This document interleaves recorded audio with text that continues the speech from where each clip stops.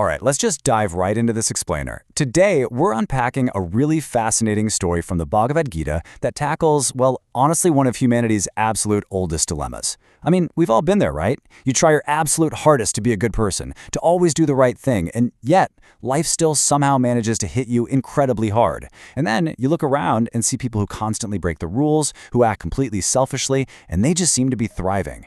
So today, we're going to look at how this ancient text decodes that exact frustration by breaking down the completely unseen mechanics of karma.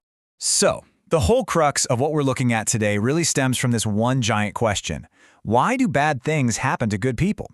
And according to our source material, this isn't just some modern complaint. In the Bhagavad Gita, the great warrior Arjun actually poses this exact same question to Lord Krishna.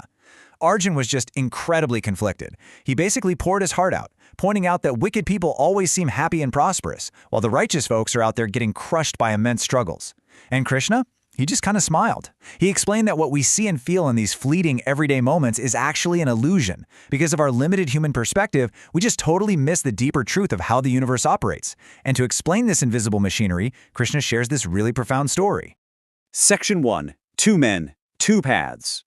So Krishna begins his answer not with some super dense philosophical lecture, but by giving a really practical example.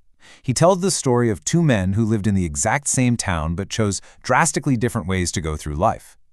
Now, nature gives everyone the choice to pick their own path, and these two guys are basically polar opposites. First, you have this merchant.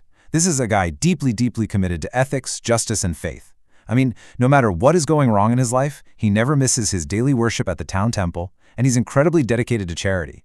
But then, you've got the second guy, who is essentially a wicked thief. And what's kind of wild here is that he also visits the exact same temple every single day. But his motives are entirely different. He's literally just using the holy site as a hunting ground to steal shoes and pocket money from the outside, while all the innocent people are inside praying. He has absolutely zero interest in charity or morality. Which brings us to Section 2, the day of injustice.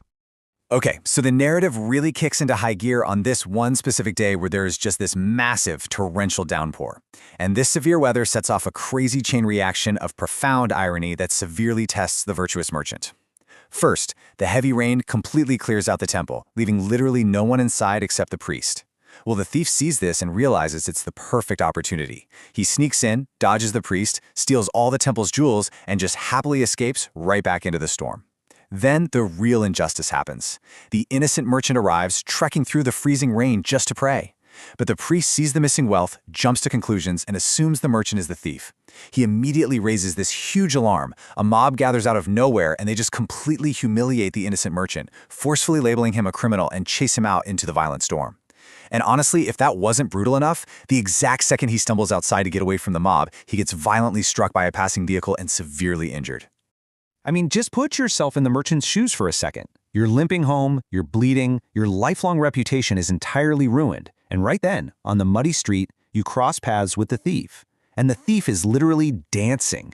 He is celebrating his sudden wealth, shouting at the top of his lungs about how brilliant his luck is today. Seeing this wicked guy celebrating his stolen riches pushes the injured, humiliated merchant completely over the edge. It is his ultimate psychological breaking point. When the merchant finally drags himself home, he is just so blinded by fury and the apparent injustice of the world that he actually takes all his pictures of God, throws them in the trash, and decides right then and there that he's going to spend the rest of his life angry, totally abandoning his lifelong faith. Section 3. Truth in the afterlife. So, years go by. Both men live out the rest of their lives, one consumed by bitter anger, the other just continuing his wicked ways. Eventually, they both pass away, and they suddenly find themselves standing side by side in the afterlife, right in front of Yamaraj, the god of death. Now, the furious merchant, who has been holding on to decades of heavy, heavy resentment, immediately demands an answer. He points straight at the thief standing next to him and says, "Why was my lifelong devotion, my charity, my daily worship punished with a lifetime of humiliation and pain? And why on earth was this sinner rewarded with massive wealth and joy?" He passionately demands to know why the universe's accounting system seems completely broken. Yamraj calmly steps in, and what he reveals completely shatters the merchant's narrow perspective. He basically breaks down their originally destined fates and compares them to what actually happened in reality. For the merchant, on that fateful rainy day when he was hit by the vehicle, his actual destined fate was death. That was supposed to be the violent, abrupt end of his life. But because he had built up this immense bank of good karma from years of righteous deeds, the universe downgraded that fatal accident into a mere scrape, a minor injury that he easily survived. And what about the thief? Well, his original destiny was something called Raj Yog, which essentially translates to kingship. We're talking ultimate fortune, wealth, and power. But because of his constant wicked deeds and robbing the temple every single day, he totally squandered that massive, life-changing destiny. It was downgraded by the universe into just a petty, fleeting little bag of stolen cash. And that leads us to Section 4, the ultimate lesson.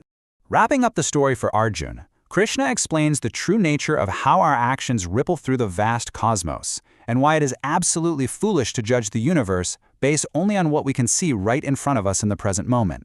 The whole realization is perfectly captured by this quote: "No good deed is ever wasted. Humans simply do not understand how God gives results." The source material really drives home that it's a massive misconception to think the universe is just ignoring your positive actions. The protective mechanics of your good karma are literally always running in the background, even if they are completely invisible to you at the time. I mean, the tragedy you effortlessly avoided today might actually be the direct result of the good you put into the world yesterday. So, as we wrap up this explainer, I really want you to chew on this final question. How might your unseen good karma be silently protecting you right now? The text gives us this really powerful reminder to never ever abandon our good deeds, just because the rewards aren't immediately obvious. The results are always delivered, often in ways that silently save us from much, much worse fates. Thank you so much for joining me to explore this concept today. Keep focusing on the good you can do, and I'll catch you in the next explainer.